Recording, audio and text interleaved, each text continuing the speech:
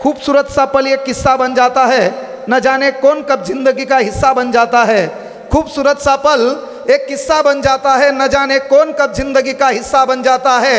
यूं ही नहीं मिलते लोग जिंदगी में जिस तरह, जिनसे कभी न बिछड़ने वाला रिश्ता बन जाता है, न बिछड़ने वाला रिश्ता बन जाता है। गुरु ब्रह्मा गुरुर्विष्णू गुरुर्देव महेश्वरा, गुरु साक्षात परब्रह्म तस्मै श्री गुरुवे नमः।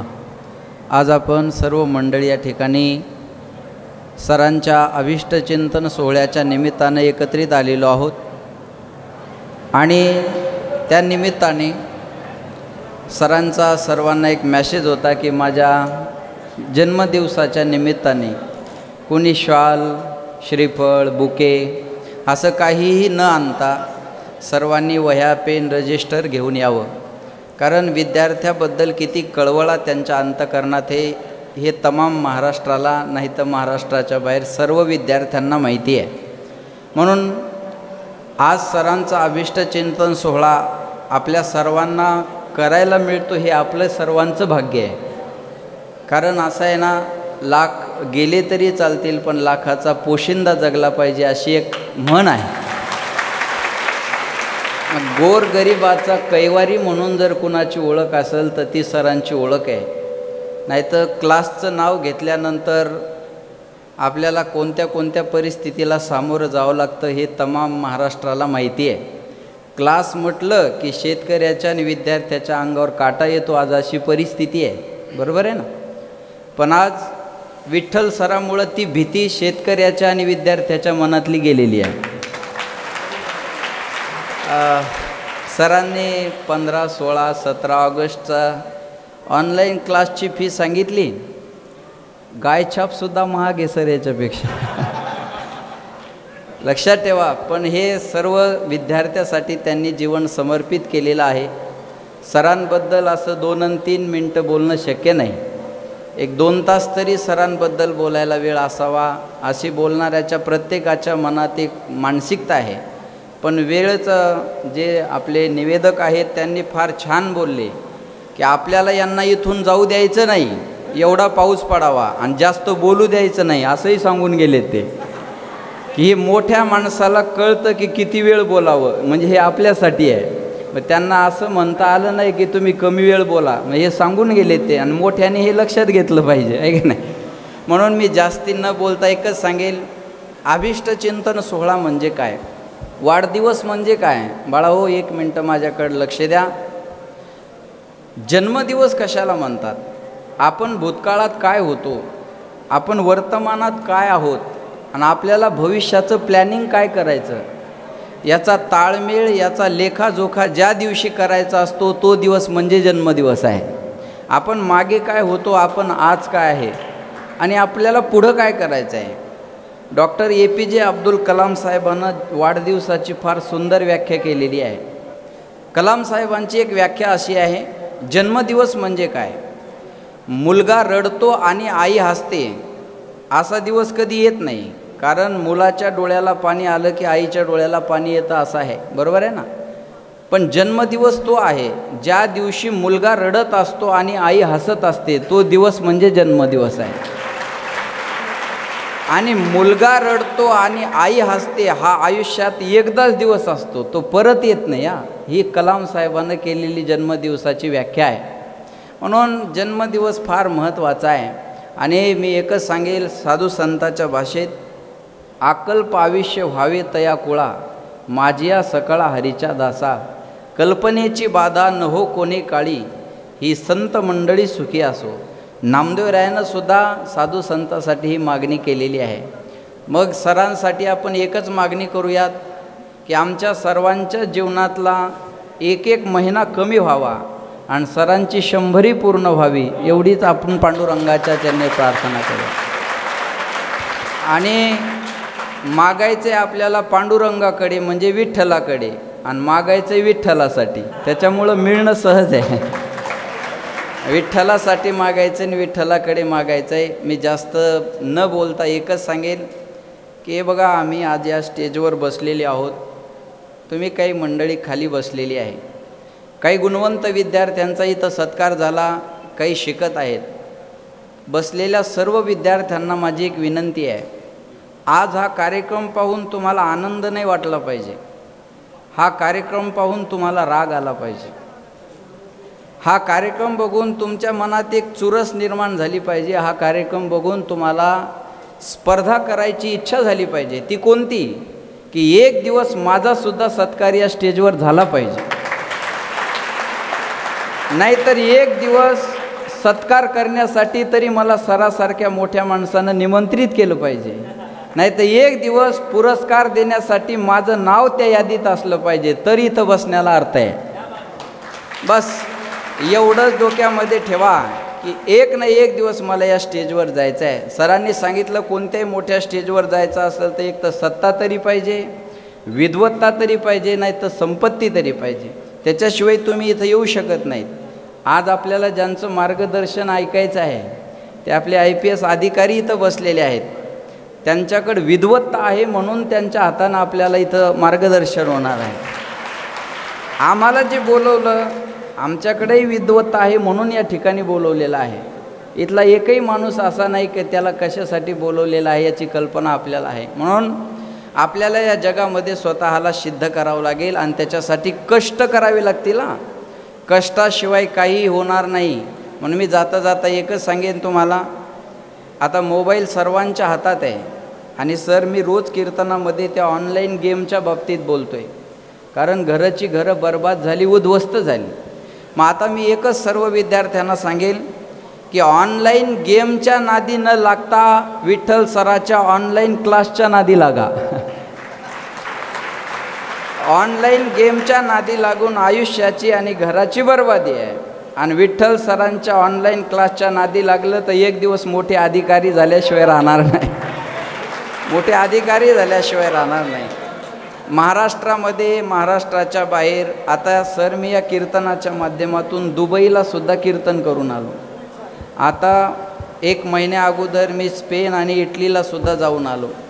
ही ताकद फक्त शिक्षणाची आहे, ही ताकद फक्त विद्वत्तेची आहे. लक्षात ठेवा, 140 करोड जनता या भारताची आहे. लेखणीची ताकद काय असते, शिक्षणाची ताकद काय असते? 140 करोड जनता भारताची आहे, पण एकट्या माणसानं लिहिलेल्या संविधानाला फॉलो करावं लागतं, ही शिक्षणाची ताकद आहे. 140 करोड जनता जर चालत असेल आणि तिला पाऊल टाकायचं असेल तर त्याला आधार फक्त संविधान आहे, आणि ही शिक्षणाची ताकद आहे. एकट्या माणसानं लिहिलेल्यावर हे आपल्याला चालावं लागतं. म्हणून शिका, मोठे व्हा. एवढी जाता जाता मी तुम्हाला विनंती करेल, आपण सगळी शेतकऱ्याची पोरं आहोत. आपल्या बापानं कुणाचं तरी साल घातलेलं आहे ना आपल्याला फीस भरलेली आहे. आपल्या आईनं कुणाच्या तरी शेतात जाऊन 50 रुपयावर दिवसभर खुरपलेलं आहे, नेनलेलं आहे, आणि आपल्याला क्लासची फी दिलेली आहे. म्हणून त्याची जाण ठेवा. आणि मला DYSP संतोष खाडेचा एक शब्द आठवतो की मला मोठं याच्यासाठी व्हायचं होतं की मला माझ्या मायबापाच्या हातातला कोयता बंद करायचा होता. बरोबर आहे ना? तसं तुम्ही आपल्या मराठवाड्यात कोयता नाही पण विळा आहे. मग तुम्ही तुमच्या समोर ठेवा की मला माझ्या आईवडिलाच्या हातातला विळा खाली ठेवायला व्हायचा आहे. असे मनामध्ये एक संकल्प करा. खूप काही बोलता येईल, मोठी मोठी माणसं बोलणारी आहेत. म्हणून पुन्हा एकदा सरांना उदंड आणि निरोगी आयुष्य मिळावं, आणि या विद्यार्थ्याच्या मनात ज्या काही संकल्पना आहेत त्या सरांच्या माध्यमातून पूर्ण व्हाव्या. आमचंही कुठं सहकार्य लागलं सर तर बिनधास्तपणे आम्हाला बोलवा, आम्हाला सांगा. आम्ही या विद्यार्थ्यासाठी आम्हीसुद्धा रेडी आहोत, आम्हीसुद्धा तयार आहोत. जेव्हा अडचण येईल तुम्हाला तेव्हा आम्हालासुद्धा हाक मारा, आणि यांच्या शिक्षणासाठी आम्हालासुद्धा काही खारीचा वाटा उचलता आला तर तो आम्ही उचलायला तयार आहे. एवढंच जाता जाता बोलतो आणि या ठिकाणी थांबतो. रामकृष्ण हरी. उभा राहा आणि विद्यार्थ्यांनी शांत उभा राहून ऐका व्यवस्थित. इकडे तिकडे गडबड गोंधळ करू नका. स्टेजवरचे सुद्धा माझ्याकडे लक्ष द्या. सगळे सोपान महाराज सहित तुमचं मी ऐकलं, आता माझं ऐका. ते बंद करा ते, आणि विको कमी करा. याचा पूर्ण प्लेन आवाज आला पाहिजे, शेवटपर्यंत सगळ्यांना गेला पाहिजे. मंगलम भगवान विष्णू मंगलम गरुडध्वजा मंगलम पुंडरीकाक्ष मंगलाय तनोहरी. आज आपण या पवित्र असणाऱ्या परभणी नावाच्या शहरामध्ये सर्वजण उपस्थित आहात. मान्यवरावर सर्व व्यासपीठावर सर्व मंडळी मान्यवर मंडळी आज आवर्जून उपस्थित आहेत. त्याचं एकच कारण आहे की आपल्या सगळ्यांचे आपल्या सर्वांचे परिचित असणारे आपल्या सर्वांचा त्यांचा परिचय आहे असे महाराष्ट्र नाही भारत देश ज्यांना ओळखतो ते असे विठ्ठलजी कांगणे सर यांच्या 38व्या मला वाटते 37 पूर्ण होऊन 38व्या वर्षामध्ये पदार्पण करणारा सरांचा हा जन्मदिवस सोहळा अभिष्ट चिंतन सोहळा आणि त्या अभिष्ट चिंतन सोहळ्याच्या निमित्तानं आपण सर्वजण या ठिकाणी जमलेलो आहोत. आताच सानप महाराजांनी विनंती केली पांडुरंगाकडं की आमच्या विठ्ठलाला खऱ्या अर्थानं विठ्ठलानं 100 वर्ष आयुष्य द्यावं आणि असे हजारो विद्यार्थी सरांच्या हातून घडावे ही सदिच्छा त्या ठिकाणी व्यक्त केली. खरं म्हणजे सरांच्या अभिष्ट चिंतनाला वाढदिवसाच्या निमित्तानं आपण सगळेजण जमलेला आहात. कुणीतरी आता प्रस्तावनेमध्ये सर बोलून गेले की शून्यातून विश्व निर्माण करणारी अनेक माणसं आपल्याला बघायला मिळतात पण शून्यसुद्धा नव्हता त्याच्यातून सरांनी अस्तित्व निर्माण केलं असं सरांचं व्यक्तिमत्व. याच परभणी मला वाटतं परभणी जिल्ह्यात जालना जिल्ह्यात आहे का सरांचं गाव धमधम परभणी जिल्ह्यामध्ये धमधम नावाचं एक छोटंसं गाव आणि त्या धमधम नावाच्या छोट्याशा गावामध्ये सरांचा त्या ठिकाणी कांगणे कुटुंबियामध्ये जन्म झाला आणि जन्म झाल्याच्या नंतर सरांनी शून्यातून विश्व निर्माण कसं केलं हे आपल्याला माहीतच आहे की अतिशय सुंदर आणि खडतर पद्धतीनं सरांचा हा प्रवास आहे. आपल्याला माहितीच आहे की अवघं 11 वर्षाचं सरांचं वय होतं त्यावेळेला सरांच्या आईचं त्या ठिकाणी निधन झालं. 2000 साली सरांची आई गेली. आई गेल्याच्या नंतर सरांच्या जीवनामध्ये अनेक संकट आले अनेक दुःख त्यांना झेलावे लागले. तेवढ्यातच वडिलांना पुन्हा दुसरी आई त्यांना त्या ठिकाणी आणली गेली आणि मग तिथून पुढे प्रवास चालू झाला. सावत्र आईच्या हाताखाली जगणं काय असतं हे तुम्ही मला विचारा मी सांगू शकतो. माय गेल्याच्या नंतरचं जगणं काय असतं हे तुम्ही मला विचारा मी सांगू शकतो. सरांनी त्या खडतर प्रवासातून तिथपर्यंत प्रवास केला. कोरोनाच्या काळामध्ये वडिलांचं सुद्धा 2021ला त्या ठिकाणी निधन झालं आणि आईही गेली वडीलही गेले आणि याच्यातून हे जीवन त्यांना जगायचं होतं. एक विचार करा सगळ्या विद्यार्थ्यांनी इथं बसलेल्या की ज्यांना आई नाही वडील नाही आणि अशा परिस्थितीमधून सरांनी इथपर्यंत हे विश्व निर्माण केलं. खऱ्या अर्थानं हा आदर्श आपण घेणं ही गोष्ट अतिशय गरजेची आहे. ज्यावेळेला आपल्या पाठीशी कुणीच नसतं त्यावेळेला आपली जिद्द आपली चिकाटी आपली मेहनत या गोष्टी नेहमी कामाला येत असतात. म्हणून खचून जाण्यामध्ये खचून जाऊ नका. सगळ्या विद्यार्थ्यांना माझी विनंती आपण कुणीही खचून जाऊ नका. प्रयत्न करत राहा कष्ट करत राहा. यश आपल्या पाठीमागं आपोआपच चालून येत असतं. फक्त आपल्या जीवनामध्ये कष्ट प्रामाणिक पाहिजे आणि इच्छाशक्ती पाहिजे. नावं ठेवणाऱ्यांना आपण नावं ठेवणाऱ्याकडे लक्ष द्यायचं नसतं आणि आपण आपलं काम प्रामाणिकपणे करायचं असतं. आमच्या संप्रदायामध्ये असा दृष्टांत सांगितला जातो की शांतीब्रह्म एकनाथ महाराज गोदावरीवर गेले आणि एक विंचू वाहत जात होता. विंचू वाहत जात असताना विंचवाला वाचवायला नाथ महाराज गेले तर त्या विंचवानं त्याला नाथ महाराजांना ठणका मारला. खाली पडला पुन्हा उचलला पुन्हा पडला. एका सद्ग्रस्ताने विचारलं नाथ महाराज तुम्हाला तो चावतोय तरी तुम्ही त्याला पुन्हा वाचवण्याचा प्रयत्न करतात. नाथ महाराजांचं उत्तर असं होतं. नाथ महाराजांनी सांगितलं चावणं हा विंचवाचा धर्म आहे. चावणं हा विंचवाचा धर्म आहे.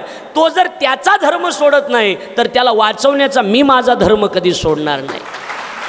पण एखाद्या वेळेला कुणी काय म्हटलं कोण काय म्हणतंय याचा विचार आपण कधी करायचाच नसतो. लोक जर त्यांचं नावं ठेवायचं काम ते प्रामाणिकपणे करत असतील तर आपण सुद्धा आपल्या विद्यार्थ्यांना घडवायचं सर काम हे प्रामाणिकपणे करणं ही गोष्ट अतिशय महत्त्वाची आहे. लोक त्यांचं काम करत राहतात ते बोलतच असतात. जवळजवळ 1.5 लाख अकाउंट आहेत फेक अकाउंट शिव्या देण्यासाठीच आहेत फक्त महाराष्ट्रात. लक्षात आलं का नाही. ती बोलतच असतात. आमच्या गुरुवरे नामदेव शास्त्रीने एक वाक्य सांगितलं की कमेंट्सकडे कधी लक्ष द्यायचं नाही. कमेंट्स कधी वाचायची नाही. जी लोक कमेंट्स वाचत बसतात ना ती लोक रिवर्स येत असतात. कमेंट्स वाचत बसू नका. आपलं कर्तृत्व सिद्ध करा. नाही तर आम्हाला सुद्धा आमच्या संप्रदाय क्षेत्रामध्ये त्रास झाला. प्रत्येक व्यक्तीला त्रास होतच असतो पण त्रास देणाऱ्या लोकांकडं आपण कधी लक्ष द्यायचं नसतंय. आम्ही हमेशा एक दृष्टांत सांगत असतो की काही फुलं असतात महाराज लोकांच्या गळ्यामध्ये घालतात. महापुरुषांच्या त्या ठिकाणी फोटोला घातले तर काही फुलं पोरं लोकांच्या पायाखाली तोडवलेली असतात. एके दिवशी दिवशी पायाखाली तुडवणाऱ्या फुलांनी देवाच्या गळ्यातल्या फुलांना प्रश्न विचारला, तुम्ही फुलंच आहेत आणि आम्ही फुलंच आहेत, मग तुम्ही देवाच्या गळ्यात आणि आम्ही लोकाच्या पायाखाली, असं का होतंय? त्यावेळेला देवाच्या गळ्यातल्या फुलांनी उत्तर दिलं होतं, दादा देवाच्या गळ्यात जाण्याकरता अगोदर सुईनं टोचून घ्यावं लागतं. मला असं वाटतं की त्रास सहन केल्याशिवाय तुम्हाला मोठं होता येणार नाही. सर्व विद्यार्थिनी, सर्व विद्यार्थी, माझी आपल्याला कळकळीची विनंती असेल की आपण सरांच्या क्लासेसमध्ये शिकत आहात तर आपण आपल्या डोळ्यापुढं सानप महाराजांनी सांगितल्याप्रमाणे आपण आपल्या डोळ्यापुढं आईवडिलांचं कष्ट ठेवा. आईवडिलांनी आपल्यासाठी चिकाटीनं जे काही आपल्याला शिक्षणासाठी पैसा खर्च करतात ते आपल्या डोळ्यासमोर ठेवा आणि आपलं आदर्श आपण एक दिवस या स्टेजवर बसू, असाच जन्मदिवस आपला एक दिवस साजरा व्हावा असा आपल्या अंतकरणामध्ये ठेवा. सरांचा 37वा जन्मोत्सव सोहळा या ठिकाणी संपन्न झाला.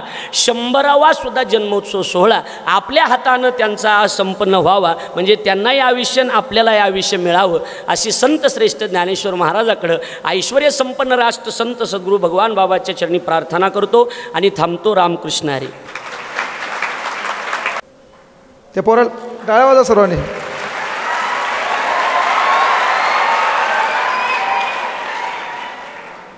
ते प्रॉब्लेम आहे सर, माझ्यासोबत जे राहिले ते काँग्रेसच व्हायला लवकर. आपण लक्षात ठेवा, कुठली एक दिवस झोपण्यासाठी अनेक रात्र जागाव्या लागतात. सहज कोणाच्या नशिबात काही भेटत नसते. आणि म्हणून विनंती आहे, हे लहान लेकरं आहेत, पाण्याच्या बॉटलची व्यवस्था आहे, तर एखाद्याचं काम आहे त्या टग्याला तिथं उभं करा आणि ते लेकराला पाण्याची व्यवस्था करा. बाकी मोठालेलं काही नाही झालं चालतं, पण ते लहान लेकरं आहेत. 2 वाजल्यापासून इथं बसलेले आहेत. जोपर्यंत पुढच्याच्या वेदनेची तुम्हाला कदर नाही तर दलिंदरराव माणूस म्हणण्यात आपल्याला अर्थ नाही. पुढच्याच्या वेदनेची कदर झाली पाहिजे.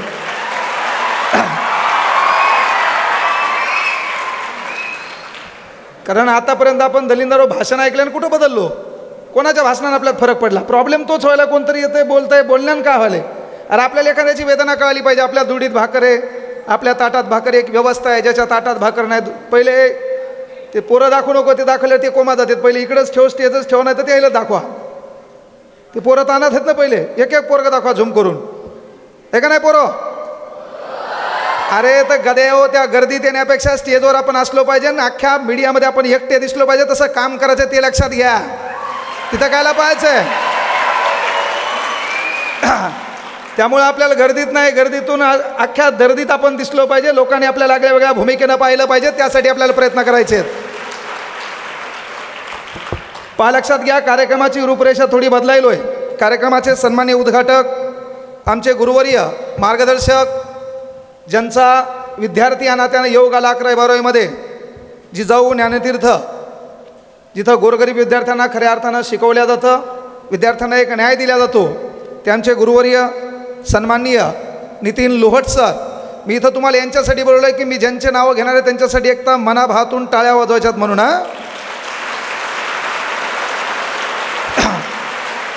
मुळात सर, कार्यक्रमाचा आयोजक मी नाही, कार्यक्रमाचे आयोजक विद्यार्थी वर्ग आहे.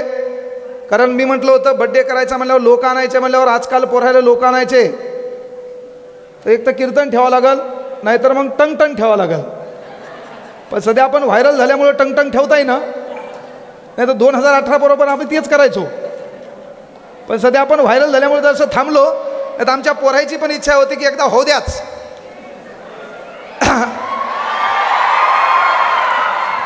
तरी पोरं, आपला उद्याचा कार्यक्रम गुपित आहे.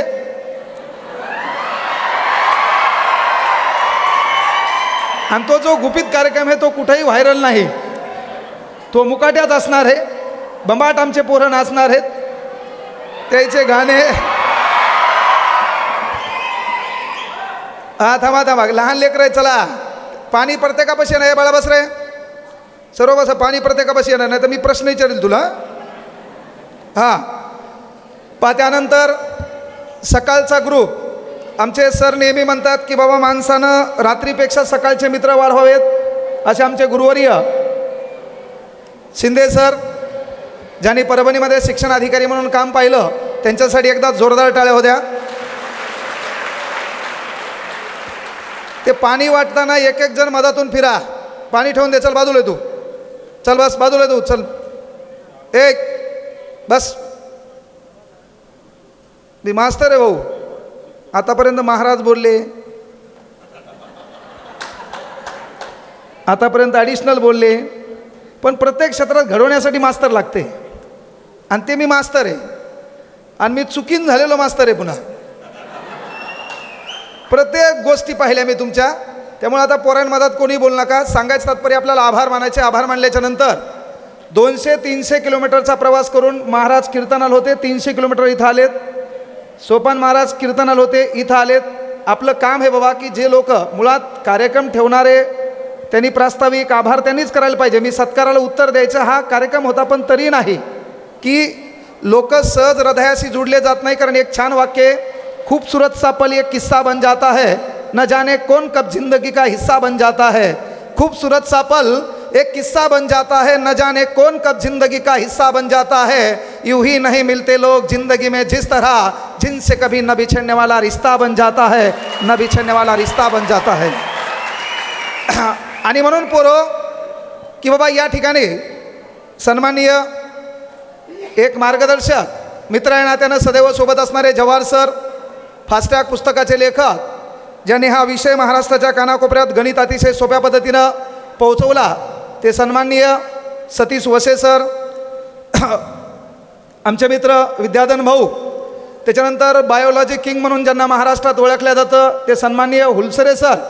मी विनंती करतो जवाहर सरांना बाजूला पुष्पगुच्छ आहे, हुलसरे सरांचं स्वागत करावं. जोरदार टाळ्यांच्या गजरात हुलसरे सरांचं स्वागत करा.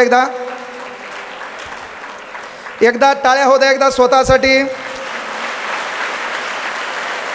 टाळ्या होऊ द्या, एकदा आपल्या मायबापासाठी टाळ्या होऊ द्या, आपल्या कष्टासाठी टाळ्या होऊ द्या. येणाऱ्या सूरज गुंजाळ सरांसोबत आपल्याला फोटो काढायचा वर्दीमधला, त्याच्यासाठी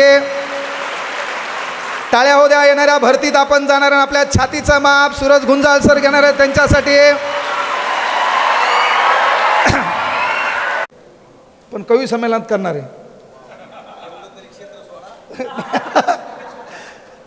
पहा, त्यानंतर सन्माननीय व्हीके क्लास ॲप म्हणून जो महाराष्ट्राच्या कानाकोपऱ्यात आपण 15 रुपये 16 रुपये 17 रुपये लोकांना वाटलं बा काय केलं, तर ते आपल्या डोक्याचा एक आगळा वेगळा प्लॅन आहे. ये तो सुरुवात आहे. तपोरो त्या टीममध्ये असणारे सन्माननीय मार्गदर्शक आशिष मगर सर, त्यानंतर बुद्धिमत्ता विषय ज्या माणसांना तुम्ही अतिशय सोप्या पद्धतीने शिकवला ते सन्माननीय सुमित काकडे सर, विज्ञान आणि बुद्धिमत्तेचा काही भाग अतिशय सोप्या पद्धतीनं पुन्हाही शिकवण्याचं काम ज्या माणसानं केलं ते उमेश पाटील सर. इंग्रजी नावाचा विषय म्हणलं की आपण कोमात असतो. Ram it's a mango, mango is eaten by Ram. रामही बदलला नाही आणि मँगोही बदलला नाही, पण त्या मँगोच्या जागी पाईनॅपल कसं घ्यायचं आहे हे ज्या माणसानं या स्वामी विवेकानंद करिअर अकॅडमीमध्ये शिकवलं ते आमच्या अकॅडमीचे आधारस्तंभ सन्माननीय खलसे सर. त्यानंतर चालू घडामोडी नावाचा विषय इथून छत्रपती संभाजीनगरमध्ये जाऊन एक ग्रामीण भागातलं पोरगं स्वतःची स्वप्नपूर्ती त्यानंतर एक बॅच टाकतं, ते बॅच टाकल्यावर स्वतःचं एक आगळं वेगळं नाव करतं, ते किरण आंभोरे सर. आणि सर्वात महत्त्वाची गोष्ट, ज्या माणसाची करंगळी धरून जरी मला बापाचं प्रेम मिळालं नसेल पण या परभणीत माझा विठ्ठल उपासी आहे ही भावना ज्या माणसाच्या मनात असायची ते माझ्या बापापेक्षा श्रेष्ठ असणारं आगळं वेगळं नेतृत्व सन्माननीय संजय घुगे सर यांच्यासाठी एकदा जोरदार टाळ्या होऊ द्या. माणसं सहज मोठे होत नाहीत, ते मोठं करण्यामध्ये योगदान मगर सरांचं देखील आहे आणि म्हणून मगर सरांसाठी एकदा जोरदार टाळ्या होऊ द्या. टाळ्या होत असताना आपण तरुण आहात, आपण यंग आहात का तुमचा तुम्हाला डाऊट आहे? मग टाळ्या जोरदार वाजल्या पाहिजे. आपण तरुण म्हणल्याच्या नंतर ओ दरिया ही क्या जिसमें नहीं रुवानी, ओ दरिया ही क्या जिसमें नहीं रुवानी, जोश नहीं लल्ला तो किस काम की तेरी जवानी, किस काम की तेरी जवानी. आपल्यात ते आगळं वेगळं नेतृत्व दिसलं पाहिजे. त्यानंतर सर्वात महत्त्वाची गोष्ट, विचारमंचावर अनावधानानं कोणाचं नाव राहिलं सांगा पुन्हा. नाही घ्यालो मी सर्वांची, टप्प्यानुसार चालू आहे ना. बाप गेल्याच्या नंतर घराला एक ओळख लागते, घरात एक ज्येष्ठ लागतो आणि मग आमच्या घराचं ज्येष्ठत्व जी ओळख या नात्यानं आमचे आधारस्तंभ सध्या ज्या हयात आहेत. आणि बापाच्या नंतर दुसरं काम तुमच्या घराची ओळख असते, तुमच्या घरातला ज्येष्ठ जो कोणी आहे. आमच्या घरातले आमचं सर्व कुटुंब एकत्र ठेवण्याचं काम आमचे चुलते सन्माननीय लहाने बाबा भगवानराव कांगणे यांच्यासाठी एकदा जोरदार टाळ्या द्यायच्या सर्वांनी. मी तुम्हाला आणखी सांगितलं, मला टाळ्या फक्त पोरींच्या पाहिजे. पोरीवर तुमच्या टाळ्या वाजून दाखवा मला. तुम्हाला तुमच्या आवडत्या माणसाची शपथ आहे, टाळ्या जोरात वाजवा. बहीजीब काळी आहे. आता पोरो आपल्या टाळ्या दाखवा एकदा.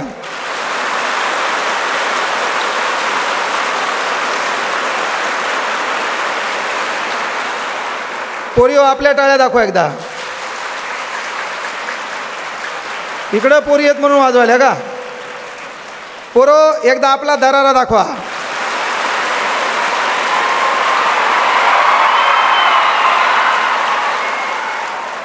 आणि गध्यावर बाकीच्या लोकांनी दणक्या टाळ्या वाजवल्या पाहिजे म्हणून पुन्हा स्वतःसाठी एकदा जोरदार टाळ्या द्या.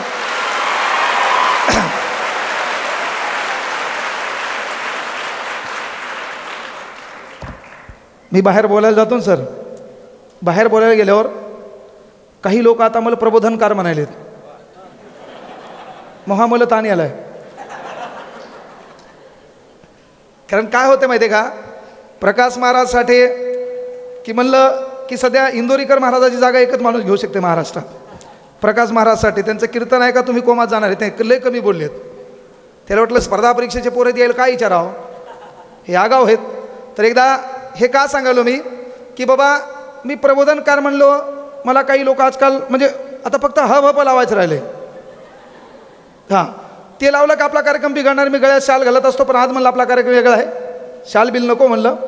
सांगायचं तात्पर्य एकच आहे बाबा की प्रबोधनकार म्हणो काही म्हणो हे म्हणत असताना मला पोरो आमच्या क्लासचं व्हिजन.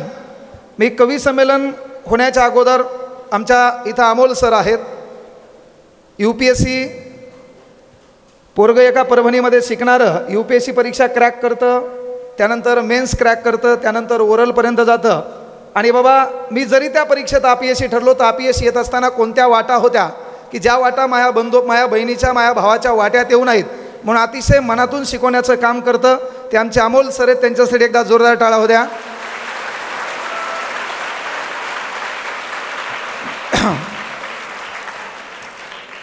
आशीर्वाद म्हणून मी ज्यांना स्वतःचे आध्यात्मिक गुरु मानतो, केवळ अलीकडं पाहिलं असेल आपण महाराज म्हणलं की काही लोक डायलॉग आणतात की महाराज लोक फीस घेतात, पण त्यांचं आध्यात्मिक कार्य पहा.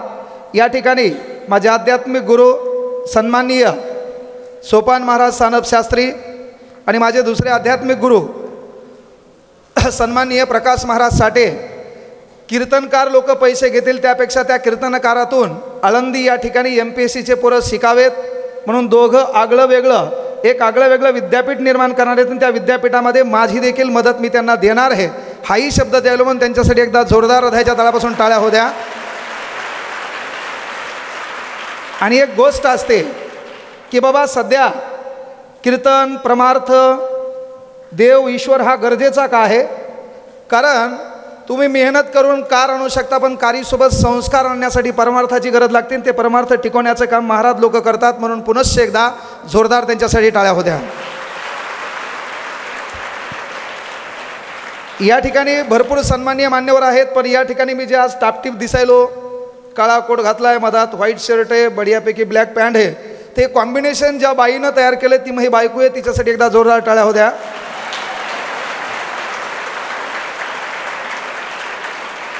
मी फक्त तुमच्याबद्दलच बोललो आणि समजा तिच्याबद्दल बोललो नाही तर मग रात्री जेवायला तुम्ही मला देणार नाही एवढं तुम्हाला मी माहिती आहे.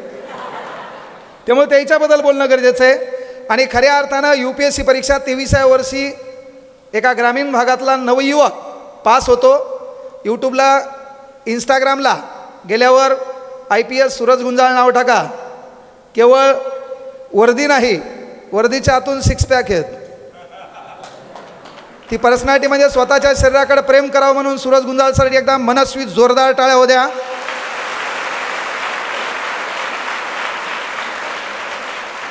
यानंतर हा कार्यक्रम म्हणजे सर्वजणांना आम्हाला स्टेजवरून खाली उतरायचं सांगितलंय.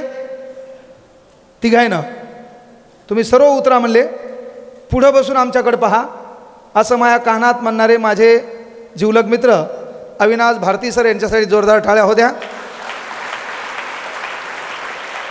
त्याच्यानंतर मित्र वणव्यामध्ये गारव्यासारखा मित्र कसा पाहिजे, तर आनंददादांनी अतिशय छान पद्धतीनं महाराष्ट्राच्या कानाकोपऱ्यात पोहोचले. फक्त एकच गोष्ट आहे, आपला मित्र दलिंदर नसावा. आपण क्लासमध्ये बसल्यावर तो आपल्या बाजूला येऊन म्हणू नाही अर्धा तास झाले ती ह्याकडेच पाहिली. तसा भिकारचोट मित्र आपल्या नशिबात नसावा. मित्र चांगला असावा, ज्यांना आपल्या मायबापाची बनेल आपल्याला आठवावी, है ना. बापाच्या चपलेत जो काही खिळा ठोकलाय तो त्यांना आठवावा, घराची परिस्थिती आठवून द्यावी. आणि या प्रत्येक परिस्थितीत जेव्हा अंतिम संकट आलं, जेव्हा एक समोर नाव येईल त्याची व्याख्या मित्र या नात्यानं असते. त्या मित्राची जी संकल्पना आहे ते परिपूर्ण करण्याचं काम आनंददादा राऊत आहेत. त्यानंतर आमचे आत्मा भाऊ, त्यानंतर अविनाश भाऊ भारती यांच्यासाठी मनस्वी जोरदार टाळ्या होऊ द्या.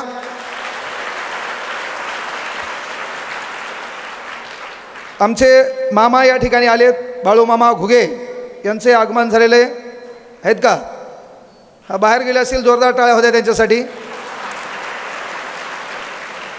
व्यावसायिक क्षेत्रातून असताना जेव्हा सर इथं पोलीस भरती होती आणि पोलीस भरती असताना गोरगरीब पोरगं येणार आहे, त्यांच्या जेवणाची व्यवस्था करायची आहे. आपल्या अनेक अडचणी आपल्या नशिबात आल्या, त्या अडचणी येणाऱ्या काळात आपल्या बांधवांच्या येऊ नाहीत म्हणून त्या पोरांची व्यवस्था आम्ही मोफत केली होती. आणि मोफत करत असताना आता पोरांना सकाळी जेवू घालायचे, एवढ्या सकाळी किराणा कोण आणून देईल? एक माणूस सकाळी 6 वाजता अख्खा आमचा क्लास भरून किराणा आणून देतो. त्या माणसाचं नाव आहे कॉन्ट्रॅक्टर BG देशमुख. त्यांच्यासाठी एकदा जोरदार टाळ्या होऊ द्या. वंचित बहुजन आघाडीचे जिल्हाध्यक्ष सन्माननीय आमचे मित्र प्रमोद भाऊ कुटे यांच्यासाठी एकदा जोरदार टाळ्या होऊ द्या. भाषणाचा संदर्भ घेऊन मी नेमकं काय बोलतो, कारण सहज अनावधानानं कॉमेडी करून काही लोक तात्पुरते व्हायरल होतील, पण खऱ्या अर्थानं तुमच्यात कंटेंट क्वालिटी असेल तर लोक चिरकाळ टिकतात. अनावधानानं व्हायरल झालेले लोक 1-2 दिवसात दिसतील तुम्हाला, जसं कच्चा बदाम पक्का बदाम गायब झाला आहे का नाही, मेरा बचपन का प्यार गायब झाला, ती रानू मंडल गायब झाली. पण आजही फिल्म इंडस्ट्रीवर अमिताभ बच्चन म्हणल्याच्या नंतर आपण त्याला शहनशाह म्हणतो. त्याचं कारण काय आहे, तो आजही त्या वयात तीच मेहनत घेतो. म्हणून केवळ काही लोक सहज अनावधानानं व्हायरल होत नसतात, तर व्हायरल झाल्यावर त्या स्टेजला तुम्हाला टिकता आलं पाहिजे. आणि व्हायरल म्हणजे मला काही लोक म्हणतात सर मी तुमच्या रील पाहिल्या तेव्हा माझी तळपायाची आग माझी मस्तकाला जाते, कारण आपण रील नाही, आपल्याला रिअल लाईफवर फोकस करावा लागेल. आणि म्हणून आरशात भांग पडताना मी एक डायलॉग स्वतः बोलून म्हणत असतो, I am not reel star, I am real star. कारण माणसानं जग काय म्हणतं याच्यापेक्षा तुम्ही स्वतःबद्दल काय म्हणतात हे म्हणणं गरजेचं आहे. म्हणून माझ्याबद्दलच्या पोरानं गेली 6 महिने मी काय बोलतो, कोण्या ठिकाणी काय बोलतो हा प्रत्येक शब्द वेचला आणि स्वतः 6 महिने देऊन एक पुस्तक प्रकाशित केलं. त्या पुस्तकाचे लेखक सन्माननीय शिवम शिंदे यांच्यासाठी एकदा जोरदार टाळ्या होऊ द्या. या ठिकाणी माझ्या आत्याचे म्हणजे बंधू माझे आते भाऊ मोठे सर्जेराव टाकरस यांचं या ठिकाणी आगमन झालेले, जोरदार त्यांच्यासाठी टाळ्या होत्या. एकदा टाळ्या पुन्हा मरेल वाणी वाजवू नका, तुम्हाला तुमच्या भावकीची शपथ आहे. जोरदार टाळ्या होत्या एकदा.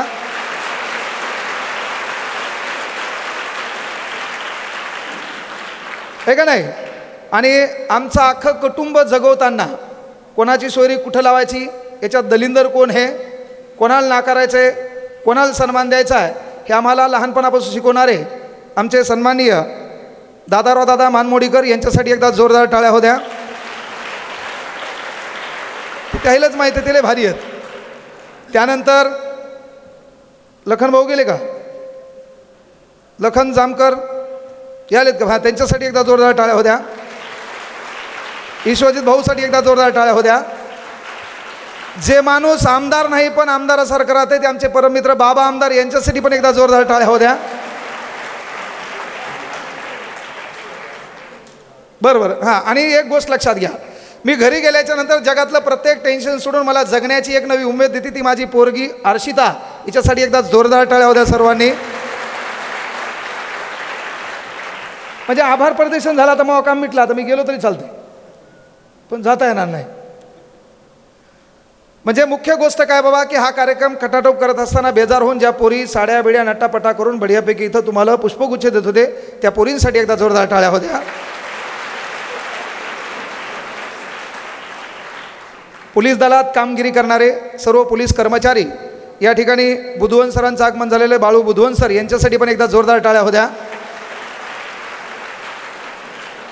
आता अनावधानानं कोणाचं नाव राहिलं असेल तर त्यांनी थोडं ॲडजस्ट करा.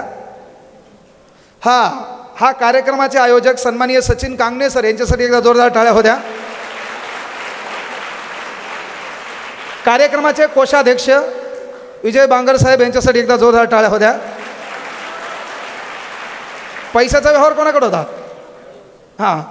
आता एवढं होत असताना लक्षात घ्या की मला आशीर्वाद रूपी नेहमी ज्यांचे संस्कार आणि साथ राहतील ते सन्माननीय हरिभक्त पारायण सोपान महाराज सानप शास्त्री, त्यानंतर आमचे मार्गदर्शक साठे महाराज, विचारमंचावरील सर्व सन्मान्य मान्यवर. आणि हा कार्यक्रम म्हणजे 2 वाजल्यापासून तुम्ही या ठिकाणी आहात.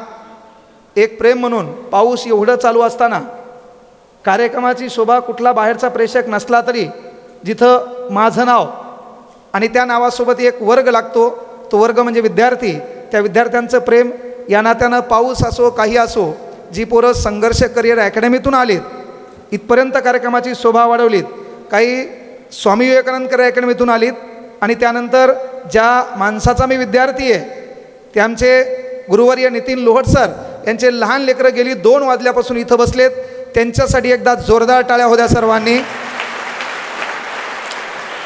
आणि शेवटचा आभार मनस्वी जोरदार टाळ्याने करायचा आहे. तो मनस्वी जोरदार टाळ्याने करावायचा आभार म्हणजे आमचं घरामध्ये आम्ही 8 लेकरं, माझ्या बापाचा परिवार लय मोठा होता, त्याच्यामध्ये 8 लेकरं आहेत. पण या 8 लेकरामध्ये ज्येष्ठ म्हणून जो मनानं साधा भोळा असेल पण मनानं निर्मळ असणारा, आमची विचारपूस करणारा आणि सर्वाची काळजी करणारा आमचा मोठा बंधू ज्यांचं नाव नारायण कांगणे यांच्यासाठी एकदा जोरदार टाळ्या होत्या सर्वांनी. मी विनंती करतो की त्यांनी विचारमंचावर यायचे.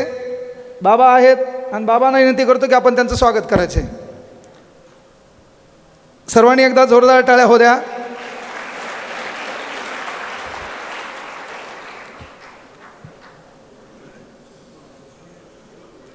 आणि तुम्हाला तेच काम करायचं की आपल्यामुळं आपल्या बापाचा, बाप नसेल तर भावाचा तरी सत्कार झाला पाहिजे, एवढी काळजी घ्या. चला जोरदार टाळ्या, मरेल बसायचं ना, आणखी कार्यक्रम तर मेन राहिला नाही.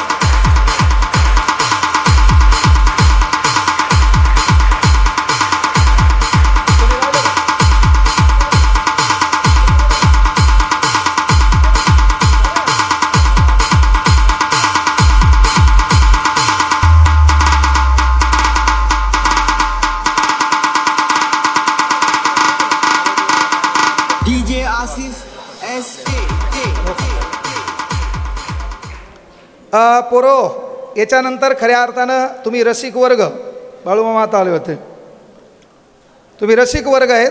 आपल्याला कविता ऐकायच्यात. आनंद दादा आहेत सोबत, महत्त्वाची गोष्ट अविनाश दादा आहेत सोबत, आत्माराम दादा आहेत आणि यांच्या कविता ऐकायच्यात. ह्या कविता ऐकताना या ठिकाणी सचिन वाघमारे यांची जिल्हा परिषद पुणे या ठिकाणी निवड झालेली आहे. सचिन विचारमंचावर यायचे आपण.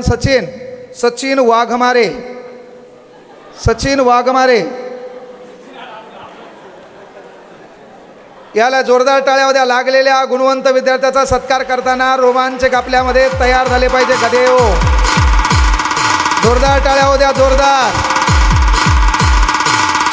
या ठिकाणी लाईव्ह करणारे आमचे परममित्र जय हो यूट्यूब चॅनल आहे, त्या जय हो यूट्यूब चॅनलसाठी एकदा जोरदार टाळ्या होत्या. आणि या ठिकाणी पहा, तुम्हाला मंत्रमुग्ध करून बढियापैकी प्रश्न विचारून तुम्हाला या ठिकाणी स्तब्ध बसवण्याचं काम, हसवण्याचं काम, कधी दुःख करण्याचं काम, कधी तुमच्या भावना जागृत करण्याचं काम आमचे आदरणीय मार्गदर्शक सूत्रसंचालक म्हणून ज्यांनी काम केलंय सन्माननीय वायको सरांसाठी एकदा जोरदार टाळ्या होत्या सर्वांनी. हे झालं माझं सत्काराला उत्तर. आता आलेल्या सर्व सन्मान्य मान्यवराचं हृदयाच्या तळापासून सहर्ष स्वागत करतो आणि कवी संमेलनाला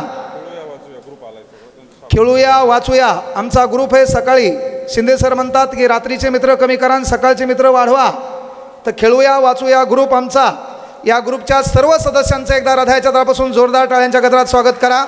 मागं बसलेला आहे, सकाळी मी खेळायला जात असतो त्या सर्वांना व्हॉलीबॉल मी शिकवलेला आहे, हे त्याला फक्त मलाच माहीत आहे.